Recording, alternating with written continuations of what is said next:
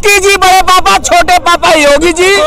बस सुनो, ये मोदी जी की औलाद है, मोदी जी को झूठा साबित करें, क्योंकि मोदी जी ने क्या कहा था, मैंने अपना घर परिवार देश के लिए छोड़ा, परिवार तो बना लिया उन्होंने। अरे यार मोदी जी को झूठा बना रहे हो तुम तो यार, असली पापा जी वही है। मोदी जी भी सरप्राइज की मेरी औलाद ऐसी है, मोदी जी देख के हैरान है मेरी औलाद कैसी है। मैं 14 के बाद हमारे आंखें खुली है, 2014 के बाद ही हमारी आंखें खुली है मेरे भाई। हम ऐसा क्यों कह रहे हैं? हाँ, हम कह रहे हैं, हम देख रहे हैं दुनिया। मैं इस बात पर गर्व करता हूं कि मैं व्हाट्सएप मीडिया से आया हूं। अदर पार्टी वाले लोग कहते हैं कि भाई ये व्हाट्सएप मीडिया से आया है, ये व्हाट्सएप से आया है, तो भाई मैं गर्व करता हूं मैं व्हाट्सएप से आया हूं। आप कम से कम 3-4 अच्छे लिंक पढ़ो, कोई आर्टिकल पढ़ो और फिर कंपेयर करो, आपको पता चलेगा कि ये सही है ये गलत है। मोदी जी का सपना था कि हवाई चप्पल पहनने वाला हवाई जहाज में चलेगा, सड़क पर चलने की औकात नहीं छोड़ी, सड़क पर चलने की हैसियत नहीं है। और मोदी का समर्थन वही व्यक्ति कर रहा है जिसने आज तक हवाई अड्डे का मुंह नहीं देखा, लेकिन कब मोदी जी ने इतने हवाई अड्डे बनाए जो अटल सेतु पे चल नहीं सकता। अरे मोदी ने अटल सेतु बनाया जो टोल टैक्स पे गाड़ी लेकर कभी गया नहीं होगा, कहता अरे इतने फर्स्ट क्लास रोड बनाए।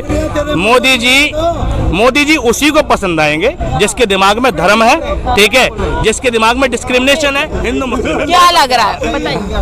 क्या बताएं भाई को तो हम 6 महीने देख रहे हैं, ये मोदी जी के खिलाफ ही लेकर आते हैं, कांग्रेस के खिलाफ कुछ लेकर नहीं आते। इसीलिए मैं कह रहा हूँ जितना भी आप उछाल लो, कितना भी कुछ लाएंगे पापा जी, बड़े पापा जी, मोदी जी बड़े पापा, छोटे पापा योगी जी। बस यही आएंगे, पापा जी है, इन सबके पापा जी है, तभी तो सबकी फटी पड़ी है, तभी तो सबकी फटी पड़ी है। 28 गठबंधन में 8 भी टूट गया, सबके है, जो चिल्ला रहे उन सबके है पापा जी, असली पापा जी वही है। मोदी जी भी सरप्राइज की मेरी औलाद ऐसी है, मोदी जी देख के हैरान है मेरी औलाद कैसी है। मैं तो गोरा नारा, औलाद काली पीली, गजब होने वाला है यार। अरे यार सुनो, अब सुनो, इतना फ्री का राशन दे रहे, खाना दे, रोड पे चला रहे, लाइट दे रहे 24 घंटे, फिर भी हमारी बुराई कर रहे हैं। कैसी औलाद है? देखो ये मोदी की औलाद है जो मोदी जी को झूठा साबित करे। एक मिनट सुनो, ये मोदी जी की औलाद है, मोदी जी को झूठा साबित करे, क्योंकि मोदी जी ने क्या कहा था, मैंने अपना घर परिवार देश के लिए छोड़ा, परिवार तो बना लिया उन्होंने। अरे यार मोदी जी को झूठा बना रहे हो तुम तो यार, बताओ मोदी जी ने छोड़ा, परिवार तो बना लिए, मोदी जी ने छोड़ा कुछ नहीं। परिवार छोड़कर दुनिया को, अपने पूरे हिंदुस्तान का परिवार बनाए। तुम्हारे जैसा तो नहीं, राहुल गांधी जैसा नहीं, खाली अपने घर का परिवार बनता है। मुलायम सिंह जैसा तो नहीं कि अपना परिवार बताए, लालू यादव ऐसा नहीं कि अपना परिवार चलाए, तो पूरे भाई का परिवार बना के चल रहा है। क्या बात कर रहे हो यार तुम? जवाब अच्छा दिया, मजा आया। देखो सुनो भाई, इतनी बुद्धि होनी चाहिए कि कहाँ घुमाना, ये तो अच्छी बात है, ठीक है।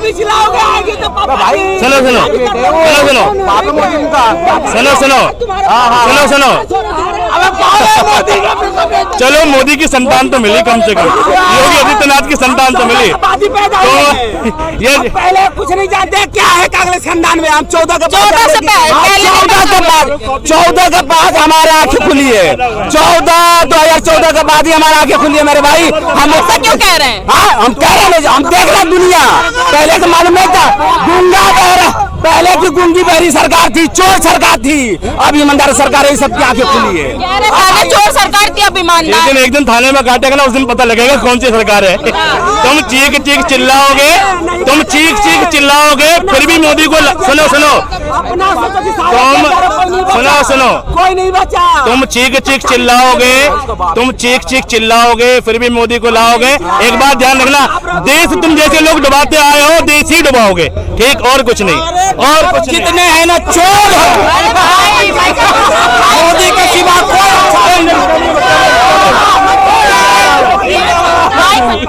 जितने मोदी के विपक्ष में है ना, सारे चोर बैठा हुआ, घोटाला आदमी बैठा हुआ है। क्यों चोर क्यों है? हाँ, उनके अपने पेट भरते नहीं, पैसा भेजता, घोटाला कर जाता है। रास्ते में जाते आटा गुम हो गया, गेहूं गुम हो गया जी, वो अपने घर से देगा। जितना मोदी दे रहा है ना, कोई नहीं दे सकता इतना राशन। तो विपक्ष की जरूरत पड़ रही है, विपक्ष के नेता उनके लिए जरूरत पड़ रहा है कि नीतीश है पलटू राम।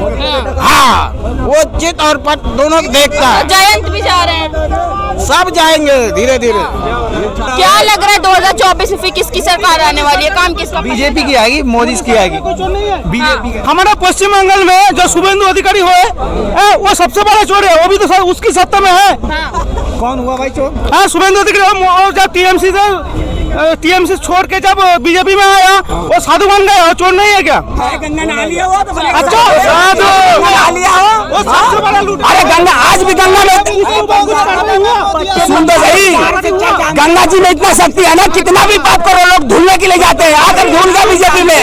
ईमानदार पार्टी विवेक जी, ईमानदार पार्टी विवेक की। मैं 2019 से बीजेपी के साथ हूँ, मैं 2019 से बीजेपी के साथ हूँ, बीजेपी के साथ हूँ। ठीक है, जब मैं 2021 में जब विधानसभा हुआ था, विधानसभा जब हुआ था मेरा घर लूट गया। मैंने क्या किया था, सिर्फ टीएमसी के खिलाफ मैंने बूथ एजेंट दिया था, मेरा घर तोड़ दिया, मेरा लाखों 2 लाखों का खर्चा हुआ, तोड़ दिया। सुनो बातों नहीं है, बातों नहीं। जब मोदी का क्षमता है तो इसके अलावा कुछ कार्रवाई किया। हम तो पार्टी के जब जिला ऑफिस में जाके बैठा रहा था, हम लोगों ने कंप्लेन किया था, कुछ किया था क्या? उनके तोड़ी करेगा।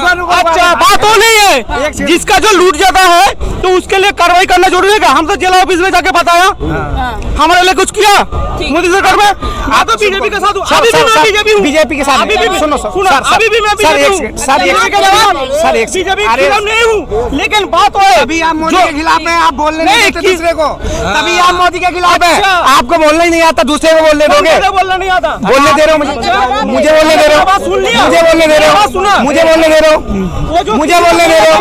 जो मोदी के जो बीजेपी में जो है वो तेजपत्ते की तरह है, बिल्कुल सही बात है। जब काम निपट जाता है ना तब उसको चूस के फेंक देता है। हाँ जी, हाँ जी। तब चूस के फेंक देता है। आपका घर सर किस लिए तोड़ा गया था? मैं बीजेपी किया था इसने, क्या बीजेपी किया था? इनका सुनो सर, अरे सर कुछ कार्रवाई किया क्या? जब हुआ था तब जाके बोल रहा था मैं ये करूंगा वो करूंगा, जब हो गया वो धूम धाका भागा। पूरा दिल्ली पूरा कंट्री जाके पश्चिम बंगाल में। आप अपनी बात करो ना, तुम ही बोलो जो लोग गायब हो गए, गायब हो गए, अब नहीं बोलेंगे। फर्जी था, लोकल था भाई। ये सब चाइना से आया था मैम, ये चाइना से आया था, बस पटाखा हो गया ये। आपको किसका काम पसंद आ रहा है? मोदी का काम है। हाँ जी साहब, क्या काम पसंद आ रहा है? मुझे सारे काम पसंद है। 370 45 से राम मंदिर, कश्मीर में तिरंगा 370 से क्या फायदा हुआ, क्या लगता है आपको? 370 से ये फायदा हुआ है कि हमारे जो पंडित का फायदा हुआ है। नहीं, पंडित से हमें मतलब नहीं, हमें भाई मैं भी ब्राह्मण हूँ लेकिन पंडित से नहीं। मैं क्या वहाँ पे लोग अब जमीन खरीद रहे हैं? क्या हमले कम हो गए? खरीद सकते हैं ना, खरीद सकते हैं, खरीद रहे हैं। जिसकी इच्छा होगी वो खरीदेगा ना। कानून तो हटा दिया ना उन्होंने कि खरीद सकते हो आप, खरीद सकते हो, ये तो हटा दिया ना। तिरंगा तो लहरा दिया ना। अच्छा देश एक है, इंडिया एक है और तिरंगा अलग, मतलब झंडा वहाँ का दूसरा क्यों है? ये बता दो। आपका घर है, ठीक है, आपकी फैमिली है, लेकिन दूसरे के एक घर में 2 पार्टनर कैसे हो सकते हैं? तो अगर हमारा एक देश है तो उसमें तिरंगे की जगह झंडा दूसरा क्यों है?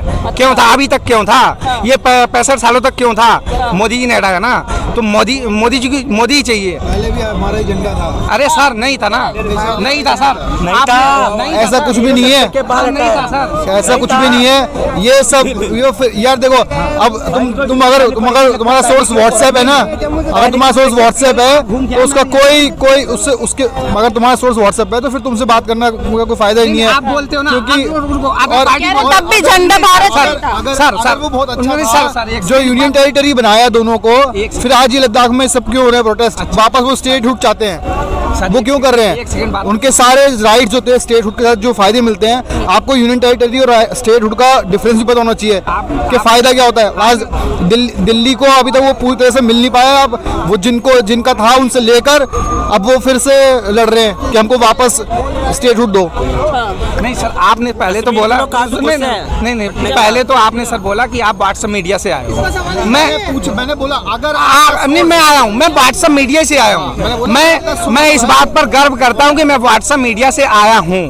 अदर पार्टी वाले लोग कहते हैं कि भाई ये व्हाट्सएप मीडिया से आया है, ये व्हाट्सएप से आया है, तो भाई मैं गर्व करता हूँ मैं व्हाट्सएप से आया हूँ। आपने ये बोला ना सर, इसलिए मैंने पहले बोला हाँ। अगर आपका सोर्स व्हाट्सएप है तो फिर डिस्कशन का कोई फायदा नहीं है आपसे। आपका नहीं होगा, आपका नहीं होगा। चलिए काम की बात कर लेते हैं। तीन चार कम से कम 3-4 सोर्सेज को आपको पढ़ना चाहिए कि भाई जो खबर आई है वो सही भी है नहीं है। हो सकता है कि किसी ने गलती से भेज दी हो सकता है कुछ गलत हो। आप कम से कम 3-4 अच्छे लिंक पढ़ो, कोई आर्टिकल पढ़ो और फिर कंपेयर करो, आपको पता चलेगा कि ये सही है ये गलत है। और आप पढ़ के आते हैं सर, सर पढ़ के आते हैं, सर पढ़ के आते हैं। 17-18 गलत है।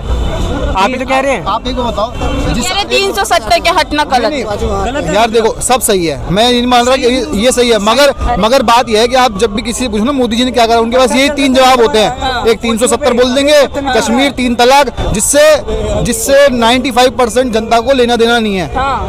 मतलब उनकी नॉर्मल लाइफ में, उनके इनकम में, एजुकेशन में, हेल्थ में उससे कोई फर्क नहीं पड़ा।